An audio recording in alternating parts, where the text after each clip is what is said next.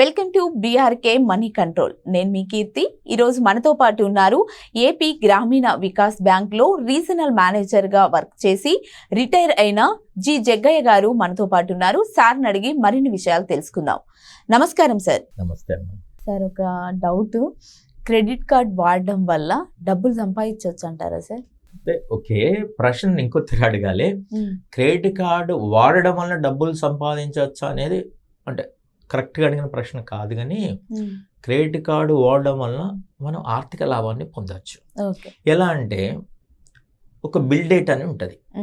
Bill date అంటే మనం షాప్లో చేసిన బిల్ కాదు, మనం నెల రోజులు చేసిన ట్రాన్సాక్షన్స్ అంటే షాపింగ్ చేస్తాం కదా, క్రెడిట్ కార్డుని వాడి ఆ నెల రోజులకు క్రెడిట్ కార్డు మనకి ఎవరైతే ఇష్యూ చేసినారో వాళ్ళకు మనకు ఉన్న అగ్రిమెంట్ ప్రకారం ఫలానా డేట్ నాడు క్రెడిట్ కార్డు ఇష్యూ చేసిన వాళ్ళు, ఉదాహరణకి ఎస్బీఐ వాళ్ళు ఇచ్చిన అనుకోండి, ఎస్బీఐ బిల్ చేస్తుంది. సపోజ్ 15th అనుకుందాం, ఆ బిల్ డేట్ అంటాం. ఆ బిల్ డేట్ నుండి ఒక దాదాపుగా 20 రోజులు మనము ఆ ఫెసిలిటీ వాడుకోవచ్చు. అంటే 1 లక్ష అప్పు చేసినాం ఈ నెల రోజుల్లో, అంటే ట్రాన్సాక్షన్స్ అంటే అప్పే చేసినాం కదా, ఆ లక్షను 20 రోజులు ఎలాంటి వడ్డీ లేకుండా మనం వాడుకోవచ్చు. ఇలా ప్రతిసారి అంటే దాదాపు ఈ లెక్కలో ఒక నెల ప్లస్ 20 ఒక 50 రోజులకు ఒకసారి 20 రోజులు లక్షను ఇంట్రెస్ట్ లేకుండా అంటే లిమిట్ లక్ష అని అనుకుంటే వాడుకుంటున్నామంటే సంవత్సరంలో అన్ని 20 రోజులు కూడా మనం ఆ డబ్బును వడ్డీ లేకుండా వాడుకుంటున్నామంటే ఒక రకంగా ఆ వడ్డీ మనకు వచ్చినట్టే కదా. మీ సొంత డబ్బులు ఉన్నాయి, బ్యాంక్ లో ఉన్నాయి అనుకోండి, ఆ బ్యాంక్ లో ఆ లక్ష మీద వడ్డీ వచ్చింది కదా, అలా మనం బెనిఫిట్స్ పొందవచ్చు. అలాగే ఇవి ఉంటాయి, ఏవి మనకు రివార్డ్స్, పాయింట్స్, క్రెడిట్ పాయింట్స్ అని వాడుకున్న కొంత డిస్కౌంట్స్ వస్తాయి, మనకు కొన్ని క్రెడిట్ పాయింట్స్ వస్తాయి. వాటి వల్ల కూడా మనం బెనిఫిట్ పొందవచ్చు. ఇంకోటి ఏంటంటే లాభాలలో చెప్పుకున్నప్పుడు అది మనకు ఎమర్జెన్సీ ఫండ్ లాగా ఉపయోగపడుతుందని, కానీ ఫైనాన్షియల్ బెనిఫిట్స్ అనేటివి మాత్రము ఖచ్చితంగా మనం ఒక రకంగా వడ్డీ లేని రుణాన్ని 50 రోజుల పీరియడ్ లో 20 రోజులు వడ్డీ లేకుండా మనం వాడుకోవచ్చు. అరే మళ్ళీ ఇంకో 50 రోజుల్లో ఇంకో 20 రోజులు, అంటే ప్రతి 50 రోజులలో 20 రోజులు, అంటే ఒక 40%, 360 days లో అంటే ఒక 144, 150 రోజులు మన క్రెడిట్ లిమిట్ ఎంత ఉందో అన్ని రోజులు వాడుకోవచ్చు.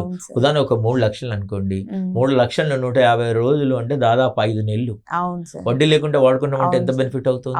ఇట్లా ఆ రకమైన ఆర్థిక లాభము పొందొచ్చు. క్రెడిట్ పాయింట్స్ ఉంటాయి, డిస్కౌంట్స్ ఉంటాయి.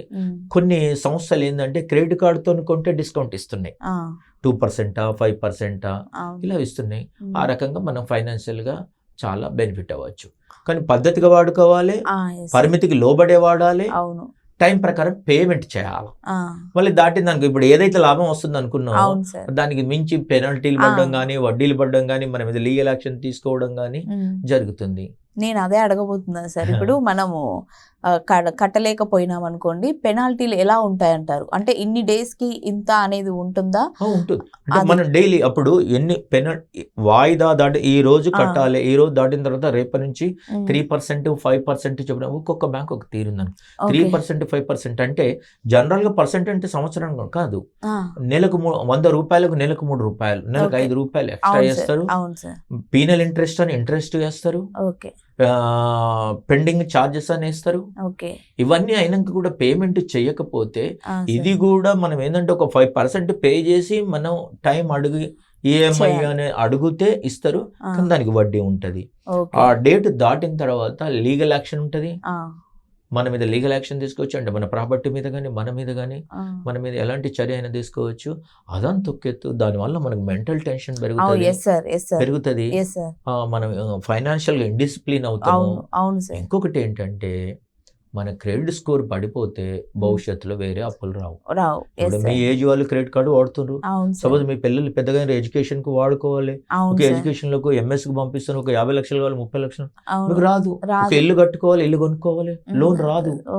అందుకని డిసిప్లిన్డ్ గా ఉంటే ఇప్పుడు మనం చెప్పిన లాభాలు ఉన్నాయి, అంటే ఫైనాన్షియల్ బెనిఫిట్స్ ఉన్నాయి, లేకపోతే మాత్రం తిరిగి అంటే ఇంతకు మించి నష్టాలుంటాయి.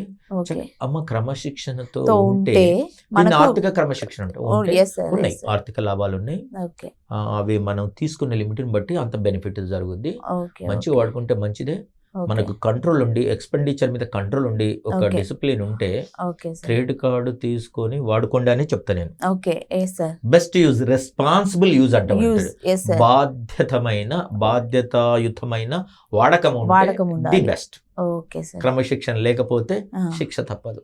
ఓకే సార్ ఓకే సార్ మాకు చాలా చక్కటి విషయాన్ని చాలా you, క్లియర్ గా ఎక్స్ప్లెయిన్ చేసి Thank చెప్పారు you. Sir. Thank you so much sir. Thank you.